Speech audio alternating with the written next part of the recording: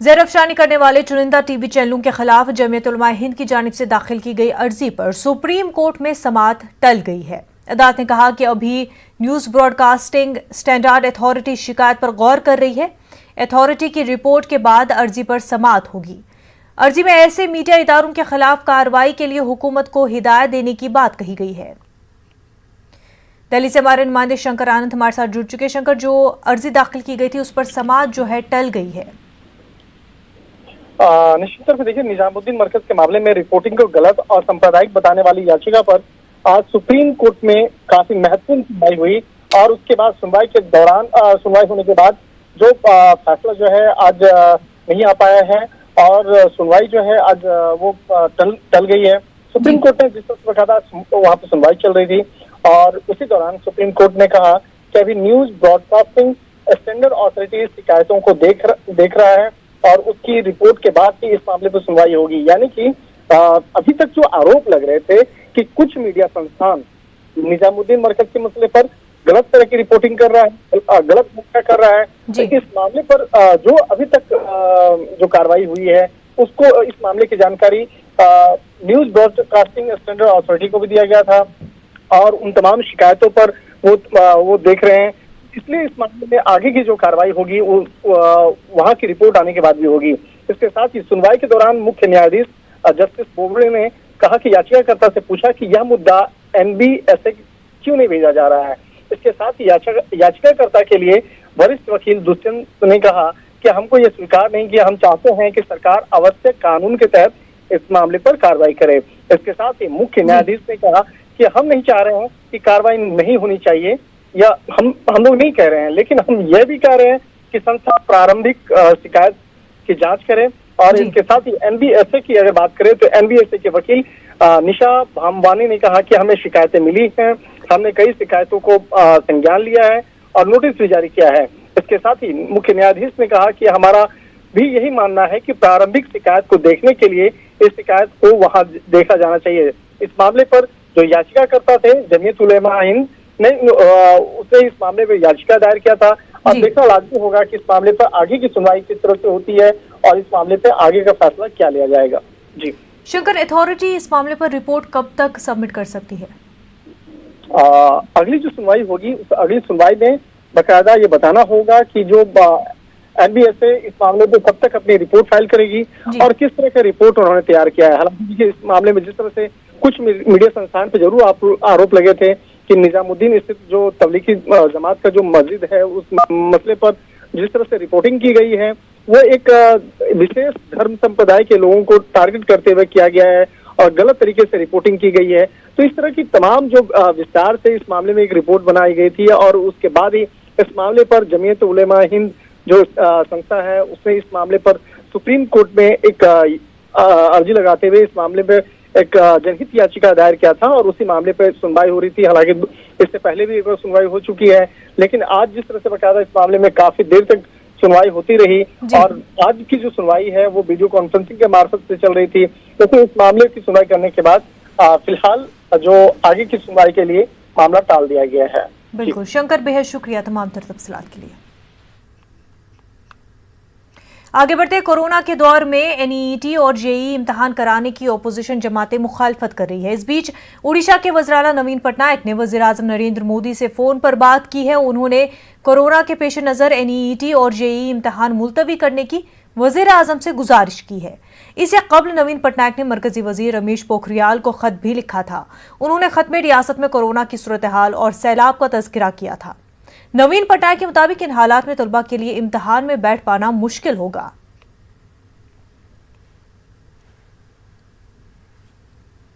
Corona virus के पेश नज़र जेईई और नीट के इम्तिहान को मौखर करने का मुतालबा हर जानिब से किया जा रहा है, लेकिन नेशनल टेस्टिंग एजेंसी ने वाज़ेह कर दिया है कि इम्तिहान की तारीख में कोई बदलाव नहीं होगा। दोनों इम्तिहान तयशुदा तारीख पर ही मुनक्किद होंगे। एनटीए के मुताबिक जेईई का इम्तिहान 1 से 6 सितंबर को मुनक्किद होगा और नीट का इम्तिहान 13 सितंबर को होगा। ताहम नेशनल टेस्टिंग एजेंसी ने कहा कि इम्तिहान को कोरोना बहरान में महफूज तरीके से कराने के लिए मुतादिद मराहिल तय करने की मंसूबाबंदी की गई है। मेरे जैसे ऐसे कई बच्चे हैं जो अलग अलग ज़िले में रहते हैं और हमें अपने एग्ज़ामिनेशन सेंटर तक पहुंचने में काफ़ी परेशानी होगी क्योंकि ट्रांसपोर्टेशन बिल्कुल भी बंद है और उसकी वजह से हमें प्रॉब्लम होगी। संयुक्त मंत्रालयों से ये अनुरोध करना चाहता हूँ कि अगर जेईई और नीट की परीक्षाओं की कुछ दिनों के लिए आगे बढ़ा दिया जाए तो ये हमारे हित में होगा, क्योंकि यह समय अनुकूल नहीं है हमारे लिए। बहुत सारे ऐसे पॉसिबिलिटीज़ जिसके चलते हम शायद अभी एग्ज़ाम देने के कंडीशन में नहीं हैं।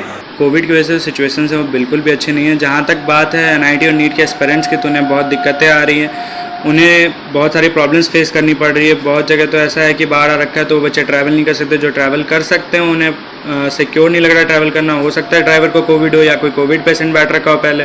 और हमने 2-3 साल तैयारी करी है, 4-5 लाख रुपए लगे बच्चों पे, बाहर रह के पढ़े हैं, वो क्यों नहीं एग्ज़ाम देना चाहेंगे? देना है एग्ज़ाम, लेकिन अभी जो सिचुएशन है उनमें वो अपना बेस्ट नहीं दे सकते। उन्हें तो यही लगता रहे ना कहीं कोविड ना हो जाए, उन्हें डर रहेगा अपना हेल्थ का।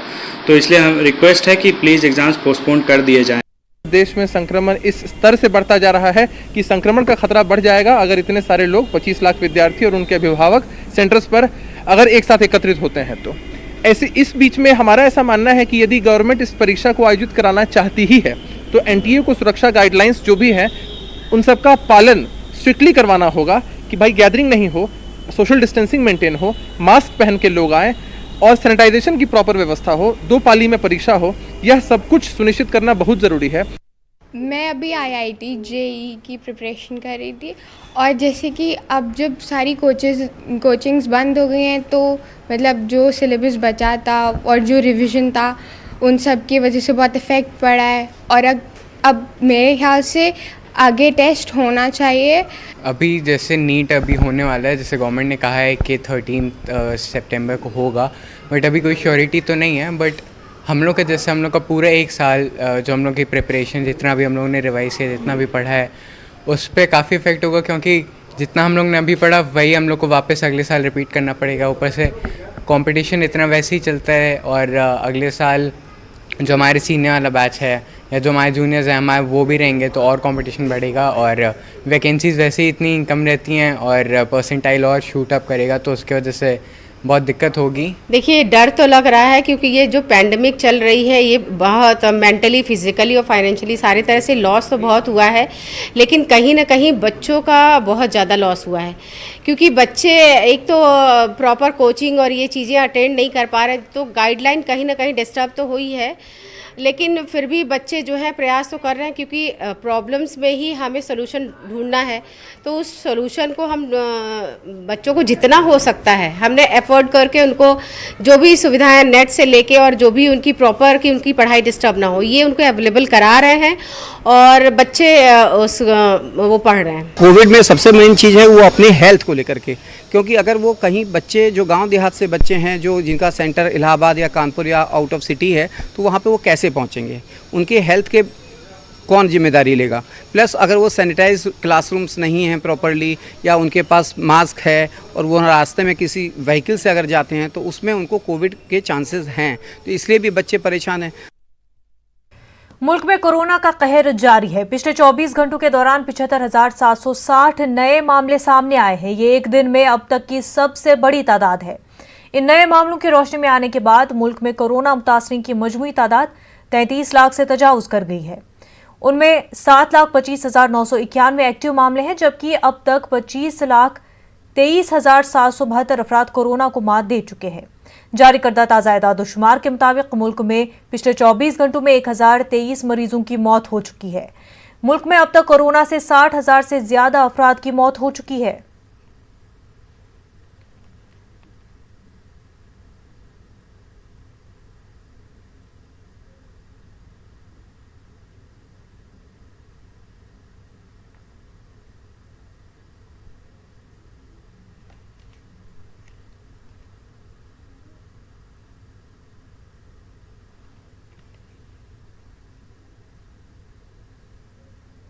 कोरोना के बढ़ते खतरे को देखते हुए पटना इंतजामिया ने एक मुहिम शुरू की है।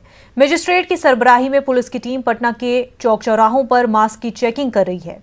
इस दौरान कई लोग मास्क के हवाले से लापरवाही करते हुए नजर आए। मास्क को लगाने के बजाय पॉकेट में रखकर घूम रहे थे। इस मुहिम के दौरान हालात का जायजा लिया हमारे नुमाइंदे संजय कुमार ने। आइए देखते हैं। राजधानी पटना में कोरोना के बढ़ते संक्रमण को देखते हुए आज से प्रशासन ने मास्क को लेकर सख्ती बरतनी शुरू कर दी। अगर आप सड़क पर चल रहे हैं और मास्क नहीं पहन रहे हैं तो आप निश्चित तौर पर जुर्माने के हकदार होंगे। देखिए, फिलहाल ये तस्वीर है राजधानी पटना के डाकबंगला चौराहे की, जहां पर एक शख्स पकड़े गए हैं। लगातार कई लोग पकड़े जा रहे हैं। और देखिए, सबसे बड़ी बात यही है, अगर कैमरा पर्सन आए और दिखाएं, आप तो आपदा प्रबंधन प्राधिकार के कर्मचारी हैं। जी सर। आप क्यों नहीं मास्क पहनते हैं, निकलते हैं? मास्क सर पहने हुए थे, गैस जो मारे ना, दवा छीट के आ रहा है ना, गैस जो मारे हैं ना सर, हेलमेट भी नहीं पहनने का मन करता है। गैस दवा छीटते हैं, हम सेंट्रलाइजर है सर। गाड़ी का परिचालन नहीं करें उस समय आप रुक जाए, उसके बाद है, लेकिन आप नियमों को ताक पर तो रखकर नहीं चल सकते हैं। नहीं सर, ऐसा नहीं कर सकते हैं सर, हेलमेट भी पहने हुए कितनों का, इसलिए सर कि मास्क मेरा पैकेट में था रखल, इसी में उड़ गया तो इसीलिए निकल गए थे। मास्क लिया है लेकिन मास्क वो पहन नहीं रहे हैं। निश्चित तौर पर एक अब जो लोग हैं वो अपनी तरफ से लाख एक्सक्यूज दें, लेकिन प्रशासन जो है वो काफी सख्त दिख रहा है।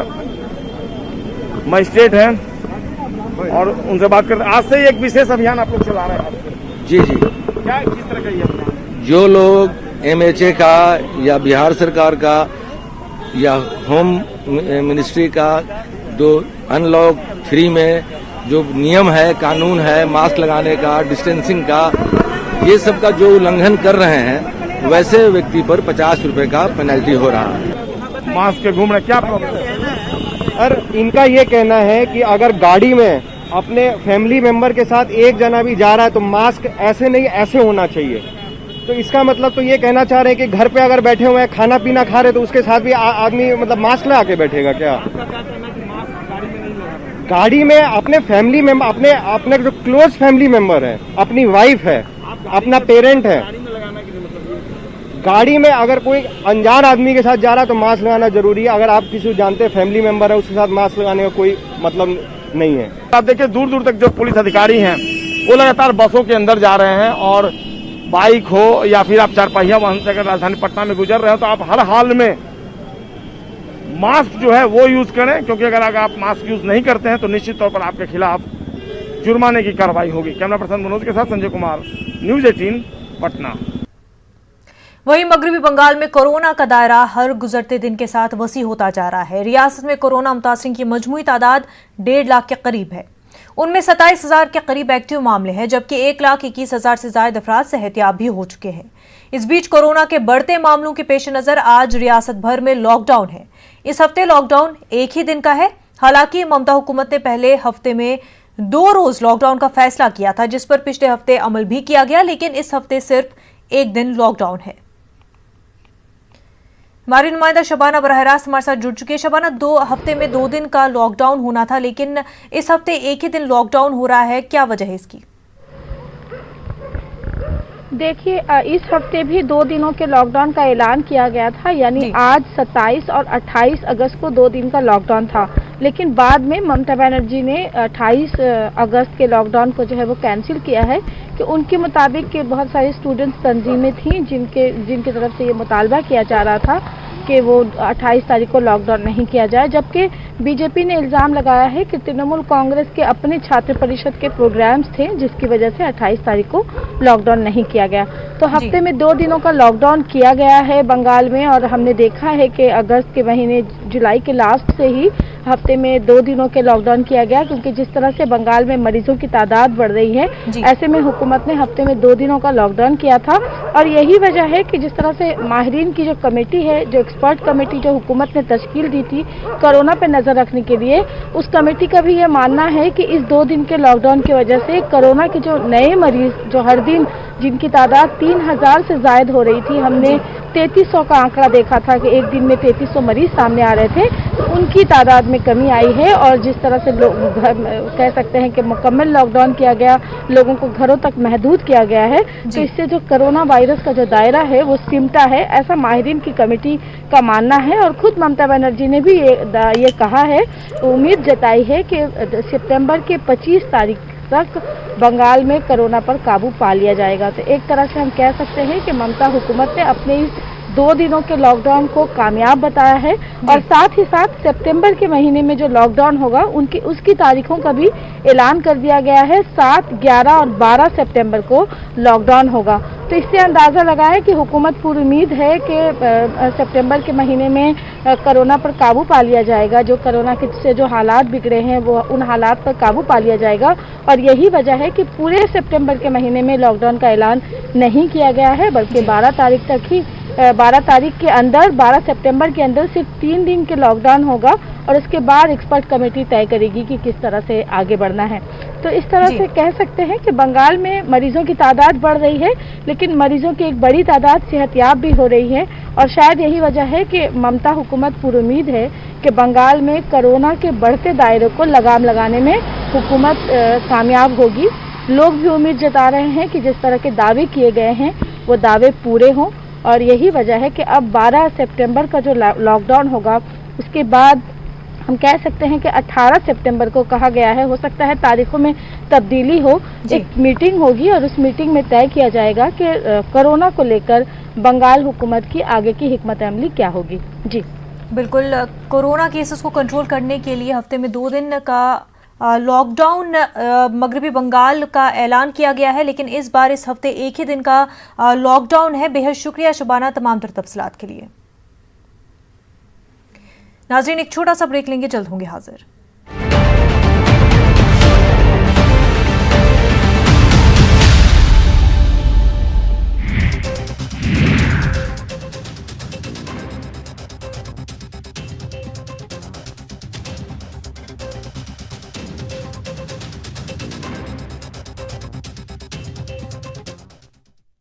जब भी गोल्ड लोन का ख्याल आए तो मुथूट फाइनेंस का ही नाम आए। कॉल कीजिए 1-800-313-1212। शादी का ख्याल आए तो शायद.com नहीं, शादी.com पर आइए।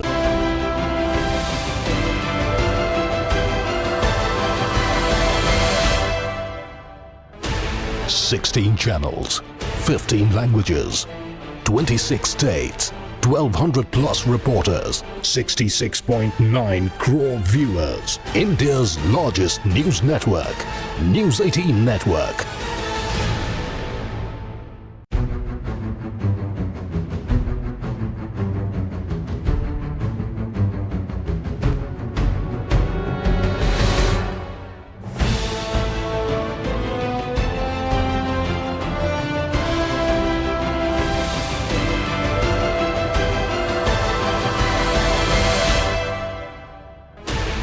Sixteen channels, 15 languages, 26 states, 1,200 plus reporters. भरोसेमंद औषधि एवं टॉनिक।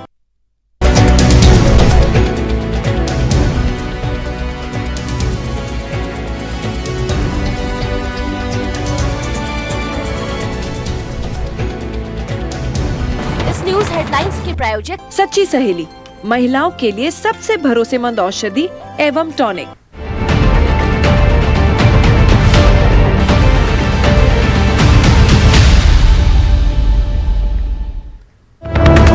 इस वक्त की बड़ी खबर, सुशांत सिंह केस में ईडी ने रिया चक्रवर्ती का फोन क्लोन किया है। फोन से सैमुअल और रिया की बातचीत का इंकिशाफ हुआ है। ड्रग्स खरीदने के लिए सुशांत के पैसे का इस्तेमाल हुआ है। मिरांडा और रिया को सुशांत के कार्ड का पिन पता था। रिया 2017 से ही मंशियात खरीद रही थी। अहम खबर सुशांत सिंह केस से जुड़ी हुई। आपको बता दें कि ईडी ने रिया चक्रवर्ती का फोन क्लोन किया है। फोन से सैमुअल और रिया की बातचीत का इंकिशाफ हुआ है।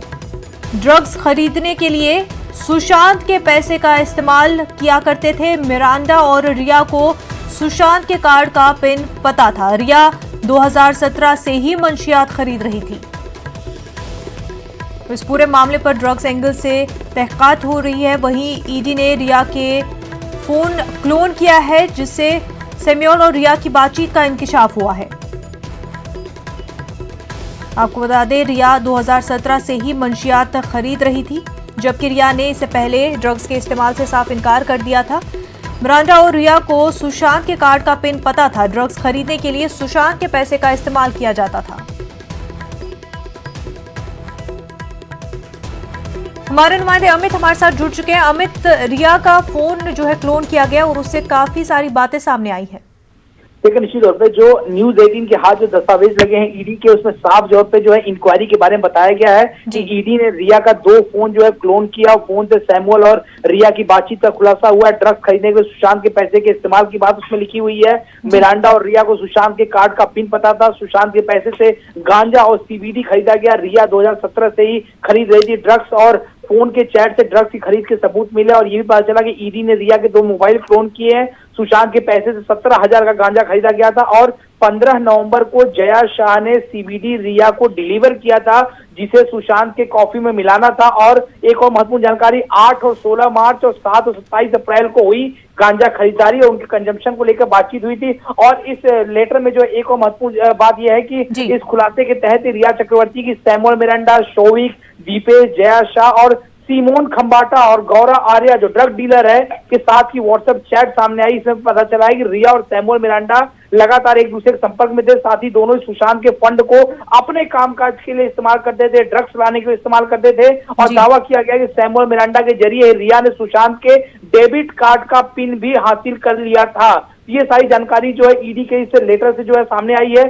एक और जानकारी दे दूं कि मुंबई पुलिस के अधिकारी जो है रिया के घर जो है वो पहुंचे हुए हैं और ये बताया जा रहा है कि कुछ ही देर में जो है शायद रिया के पिता जो है वो ईडी ऑफिस जा सकते हैं, क्योंकि ईडी ने उन्हें समन भेजा है और बैंक के लॉकर की चाबी और संबंधित दस्तावेजों के साथ जो है उन्हें बुलाया गया है। क्योंकि अभी हमने देखा था कि एक वीडियो इंस्टाग्राम पे पोस्ट किया गया था रिया द्वारा, उसमें ये लिखा गया था कि मेरी और मेरे परिवार की जान को खतरा है, मुंबई पुलिस सुरक्षा नहीं दे रही है। और वो वीडियो पत्रकारों को देखकर बनाया गया था। पत्रकार जो सवाल पूछ रहे, शायद रिया उसके परिवार वाले घबरा गए, डर रहे हैं। ये एक तरह का नाट्यक्रम है। और अभी मुंबई पुलिस का एक कांस्टेबल जो पहुंचा हुआ है, शायद कुछ ही देर में जो ईडी ऑफिस के रिया के पिता जो है अपने घर से निकलेंगे। अमित, ड्रग एंगल से पूरी तरीके से तहकीकात हो रही है। ऐसे में कि सुशांत को ड्रग्स दिए जा रहे थे या फिर वो खुद ड्रग्स ले रहे थे, इस हवाले से किस तरह से तहकीकात हो रही है?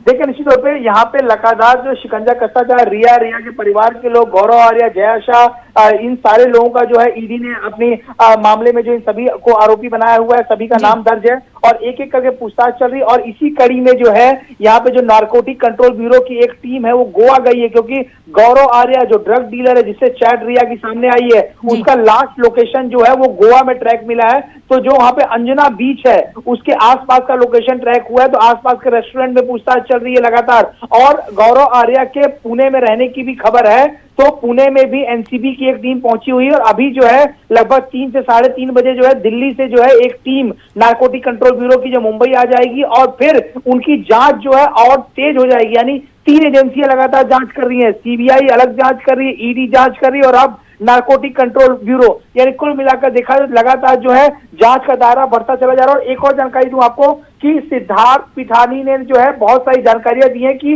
रिया का और इसका सुशांत का झगड़ा हुआ था 8 तारीख को। झगड़े के बाद ही जो है रिया ने जो है कुछ फॉरेंसिक एक्सपर्ट से जुड़े लोगों को बुलाया था वहां पर और 8 हार्ड डिस्क जो है वहां पे तोड़ी गई थी। पहले उन्हें दूसरे में कॉपी किया गया, बाद में उनको नष्ट किया गया। तो आखिर इन हार्ड डिस्क में क्या था? और दूसरी बात उसने ये भी बोली है कि रिया ही सारे पैसों का इस्तेमाल सुशांत की करती थी। तो ये सारी जानकारी जो है सीबीआई इंक्वायरी में भी निकलकर सामने आई है। तेजी से इस पूरे मामले पर तहकीकात हो रही है। बेहद शुक्रिया तमाम तफसीलात के लिए।